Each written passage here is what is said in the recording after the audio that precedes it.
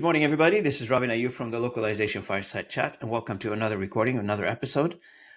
Today, we are talking about education, learning another language, and learning Arabic language specifically in the Western world, and how this is possible using what we know and using the education system that we currently have, or new education outlet for learning Arabic, which is a very important language. We underestimate how the Arabic language is important in the world. 500 million people speak it. And learning the language sometimes can be tricky, especially if you're living in the Western world with no access to how you learn it. Today, I have the honor and the pleasure to be joined with Ibtissam Attieh. Ibtissam is an educator which specialized in learning and teaching the Arabic language in the U.S. And Ibtissam, welcome to the channel. Welcome to the episode. Glad to have you with me. And thanks for taking the time to be with me this morning. I really appreciate it.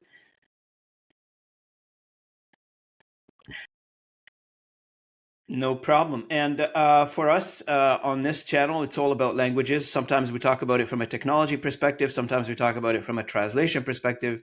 And sometimes we talk about it from learning another language perspective. The whole idea behind languages is to bring demographics together, to bring communities together. And, you know, the biggest problem in the world is misunderstanding. Generally, 99% of the world's problem is miscommunication because we don't understand each other. And it's well proven over the years and over the decades that the more we understand each other's culture, the more peace we create around the world. And this is a true fact. And it's not necessarily just related to the Arabic language. It doesn't matter what language it is. The more close connected we are, the better we are. So welcome to the channel. And for those who don't know you, and I'd love to introduce you to our audience as well. So can you share a little bit about your journey, if you don't mind, Ibtissam? Tell us a little bit about yourself. Tell us a little bit about your story. How did you end up doing what you do? And then we'll dive into a little bit about what you do. But just tell us a little bit about personally who you are, what do you do, where you are. Thank you.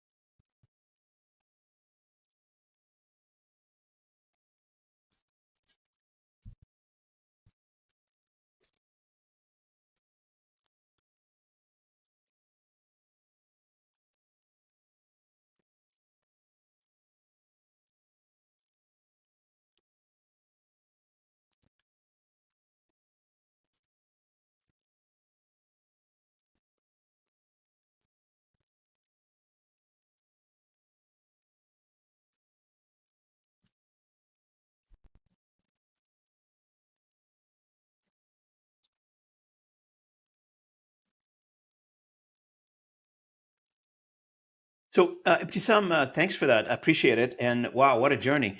And thanks for sharing it with me and the audience this morning. Thanks for sharing your story. one of the questions comes to mind for me and my audience is that, okay, you're teaching Arabic in Texas. It's a bit strange.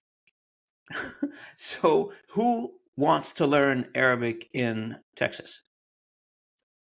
Same reaction. Who's speaking, who's learning Arabic in the state of Texas? Well, yeah, I teach in public schools, and we have IB program, which is the International Baccalaureate, and one of the requirements, you have to study a language, and my district offers many, many, many languages. We offer Arabic, Chinese, Mandarin, French, Spanish, German, American Sign Language. We used to offer Hindi, but the program stopped this year. But you will be surprised. A lot of students are learning Arabic, and you're gonna think that it's only for native speakers or like heritage speakers, somebody who comes from an Arabic background.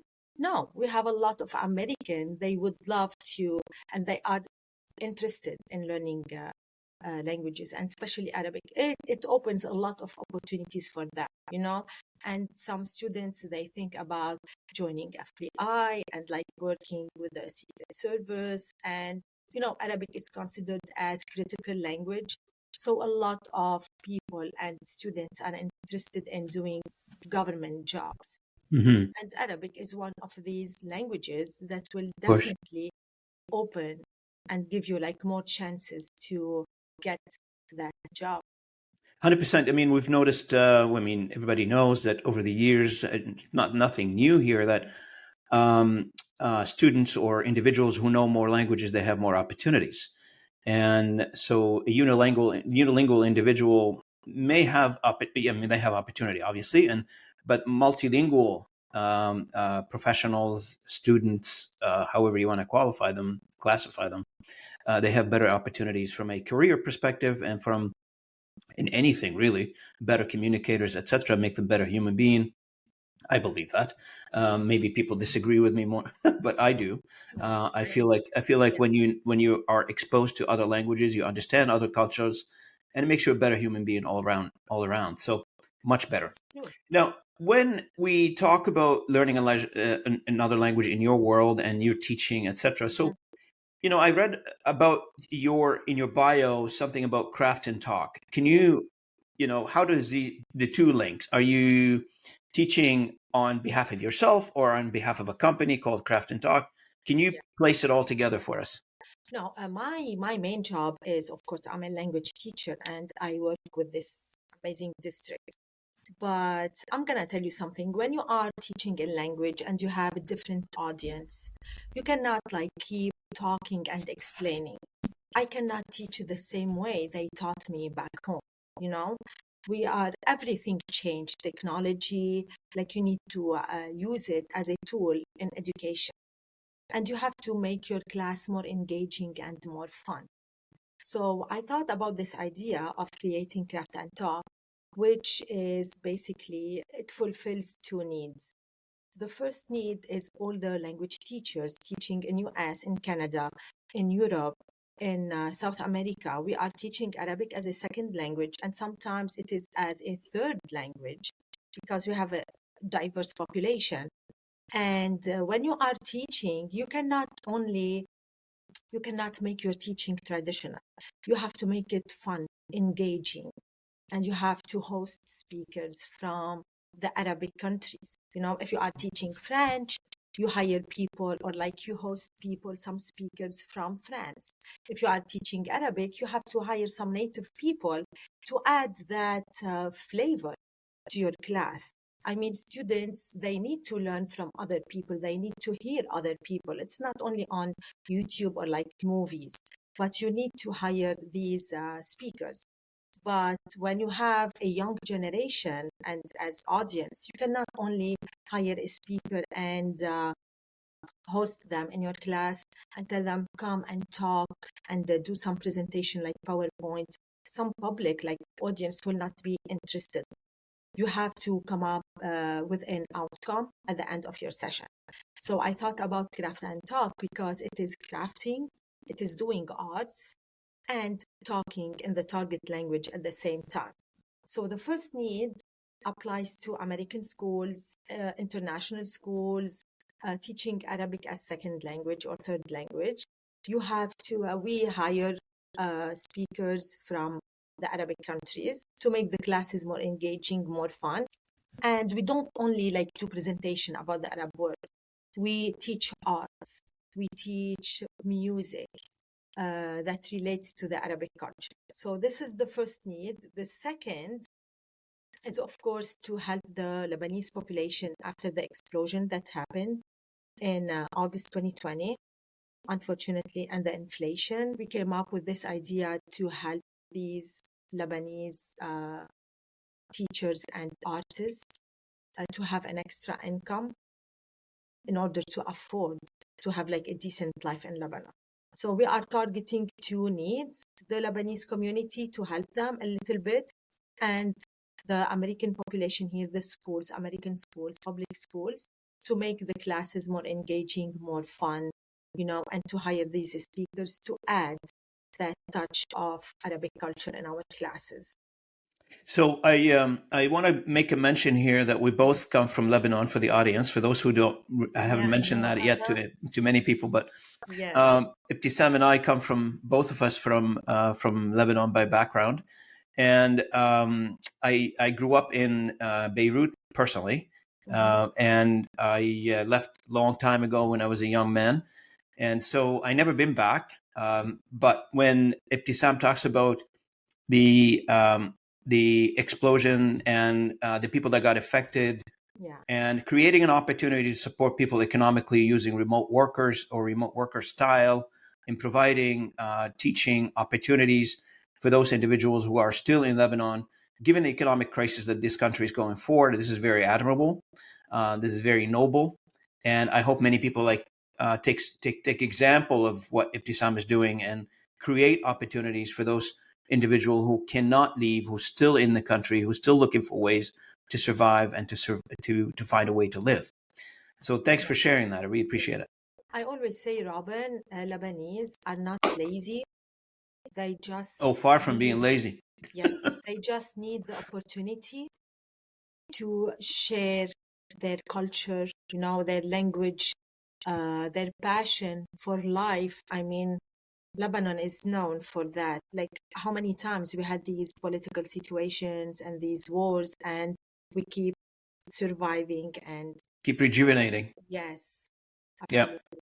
So they So just need this opportunity yeah, to of have. course. Ibtissam, let's talk a little bit about Star Talk.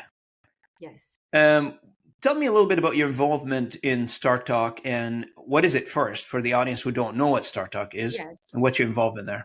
Uh-huh. So Startup is like a program funded by the states, of course, it's a grant fund program that targets critical languages, and they are funded by the National Security Agency, of course, and they target critical languages like Arabic, Chinese, Russian. This year, unfortunately, they stopped funding for Arabic. Their main focus for now is to offer in critical need languages, Chinese and Russian, but offer programs and a lot of opportunities for language learning available for teachers and for students. Mainly, they do the programs during summer, but the last couple of years they changed and they target the program through the whole year. But it's an opportunity for students to learn the language, to get immersed, and when I used to teach startup program, it was mainly in during summer, and a lot of universities they offer these programs. They are funded by the government, and it's a ha- it's. I used to tell my students it's the best opportunity to learn a language because it's a short time of during a short time. It can be 3 weeks, 4 weeks maximum, and it's a full day and you get really immersed in that language. You learn everything, and a lot of programs they offer language credits too. This year they stopped for Arabic, but a lot of schools are still offering this program. They are funded by a different source, which is QFI, Qatar Foundation international, and QFI is promoting the teaching of Arabic language in the States and in Mm-hmm. Canada and in Europe. So it's an opportunity for students to really learn about the language, to get a credit, and also to get immersed in that culture. Okay, so one of the things I noticed through your bio that you're certified educator in Texas, Mm-hmm. and from that perspective, can you talk a little bit about your sort of like your training and your leadership and Mm-hmm. your consulting approach? Yeah. We're trying to get an insight of your leadership style, I guess, in this question. Yeah. So I'm certified in both languages, French and Arabic. And in 2019, I went back to college. I always had this dream to graduate from an university, from an American university, and I wanted my kids to attend my graduation. So that is one of my dream, like my bucket list.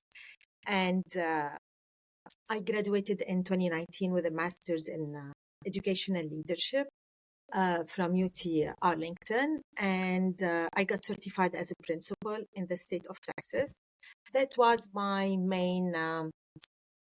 It wasn't my main goal, but it was one of the goal. I wanted to achieve that, and I wanted to move to the administration in my schools.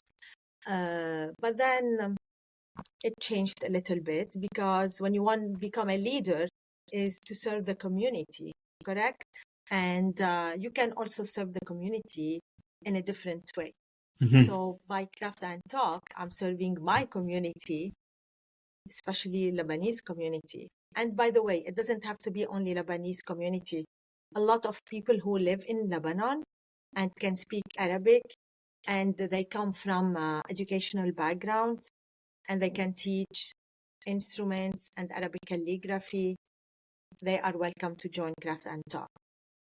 So it targets a lot of native speakers, not only Lebanese. So yeah, I wanted to become a leader in education. I thought maybe schools will give me that opportunity Mm-hmm. because we serve the largest Arabic community in the state of Texas.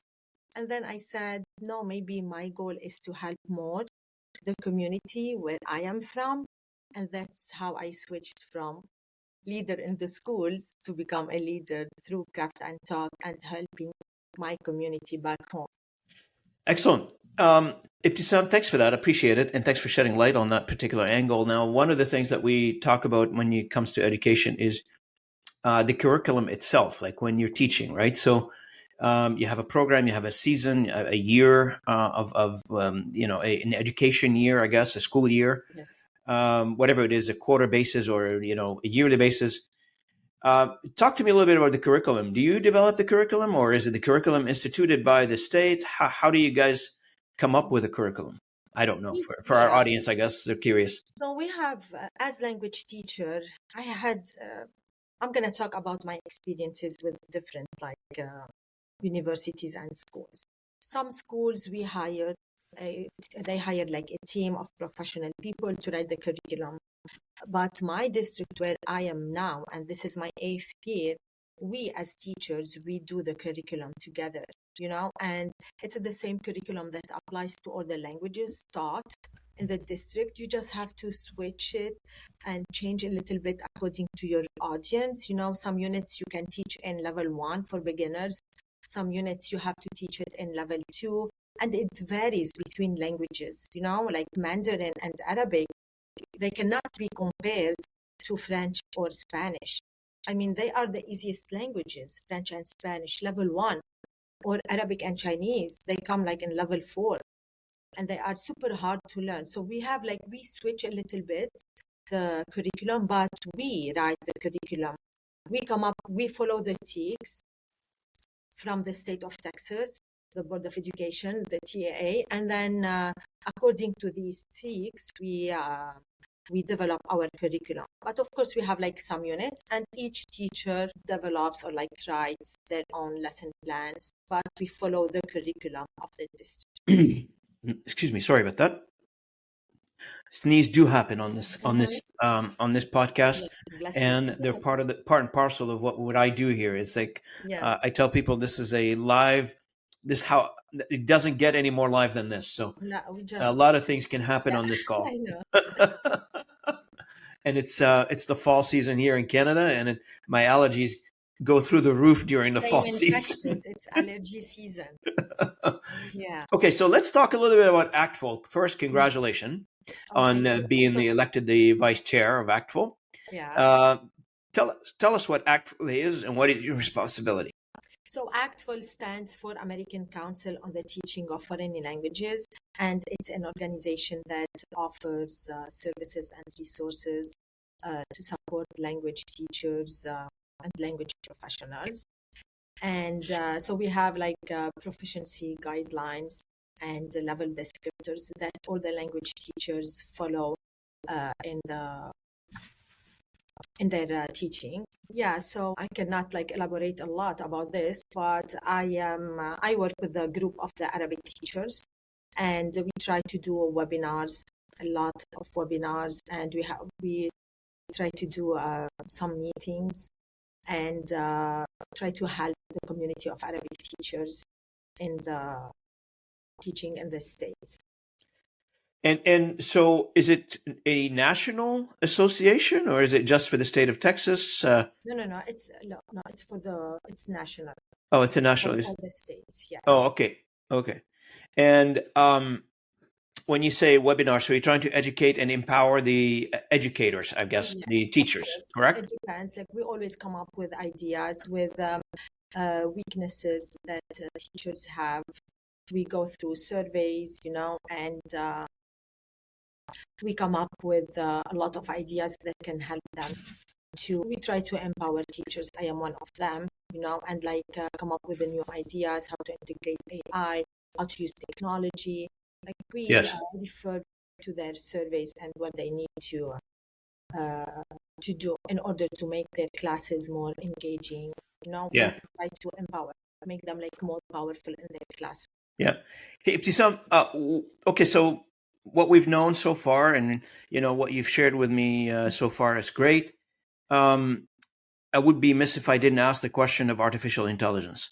Mm, Where does this sit in your mind? Like, when you think artificial intelligence in the job that you're doing, how do you feel about that? Is it? Does it affect you personally? Does it affect your students? Does it yeah, affect what you do? In which way? I mean, you have to use AI in your teaching. If you are scared of using it, that's it. You cannot be a teacher anymore because you have to improve your teaching. And my advice, the best advice you can get is to use it as a tool to help you, to empower you, because it's helping a lot of teachers. And we have a lot of new softwares that you can use and that you can implement in your classes. And it just facilitates the task for everyone. Now, I understand for students it is limited, but for teachers, we have to use it as one of our main resources. It helps a lot as tool to build your lessons, to give you some ideas. A lot of time we lack of imagination, and you just use it to twist your lessons a little bit to make it more engaging, more fun. We have to use AI like to spark this curiosity. At some point you stop. You always have to improve yourself, and the best way is, of course, to go with technology Mm-hmm. and to use it as a tool to help you, not be scared of AI. And what do you say to your students when it comes to AI? I mean, we have to be smart when we use these tools. You cannot just copy, paste, and apply everything you find online. Even for me, for Arabic, I mean, you put a prompt online on any like AI, and Mm-hmm. then I don't copy and paste it because I read it, I change, and I see like how I can apply it in my classes or in my work. You cannot only copy and paste and take and you always have like to change whatever you Sure. do. You cannot Human in the middle, we call it. Like you always yes, have to be yes, of course, interacting with it. of course, of course. Now, from your perspective and where you are right now, so what's next for you? What's next for me? I would love to stay in education forever. It's something. It's like my passion. I I like to always spark this curiosity for Yeah. cultures, and for traditions. I like to push my students to build empathy for others through languages. And I would love to keep bringing culture and diversity to my classroom. My main focus, of course, is on my languages and on my work, but also my main focus will be on growing craft and talk and Hmm. spreading the culture, the Arabic arts, culture, make people aware of change their ideas about all these stereotypes that we have about the Sure. Arabic culture, and keep spreading positivity. So my goal is to grow as a company and target not only USA or like Canada and South America for schools. I want to go to Europe and Asia and keep, even if we teach Arabic over there, but I want to target the schools that teach Arabic as a second language.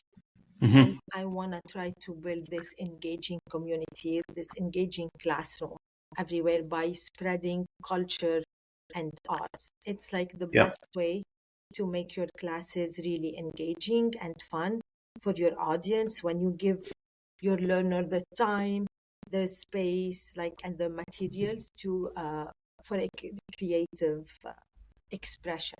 Sure.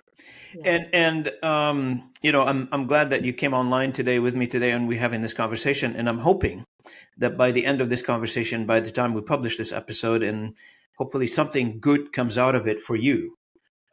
What is your hope and desire out of this conversation? What are you hoping to achieve out of this conversation?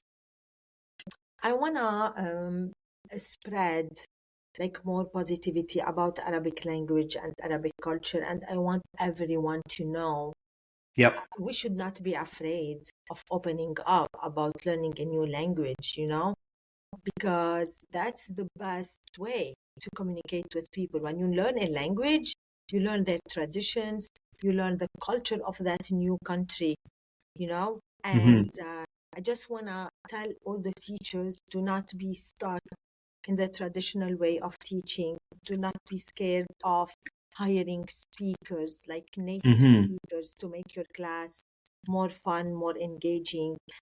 I mean, studies have shown that when you do arts in your classes, when you use technology, when you give your students all these tools to help them express themselves, it lower their stress, it improves their memory, it make them feel more connected, especially when they speak to other speakers from native within or the target language they are learning. So do not be afraid of implementing new strategies in your classroom.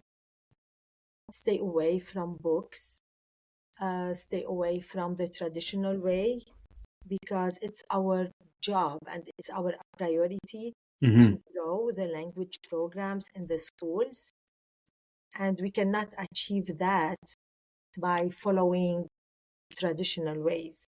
You have to Absolutely. make your classes absolutely engaging and fun, especially for this new generation. Outside the box thinking for Yes. education, Uh-huh. which is very important. My, I guess, for our last question for you, I guess on this one is, um, how do people get in touch with you regarding Craft and Talk? Mhm. Is there you want us to publish any websites or any connection, any way that people can connect with you? I guess. Yeah, of course. So I just want to say, Robin, that we work with the schools, with the universities, with language centers that offer Arabic. So these are our main clients and connections, but we just launched some sessions open to the public, Yep. and we started teaching Arabic calligraphy and Arabic arts, and all these sessions will be on Zoom.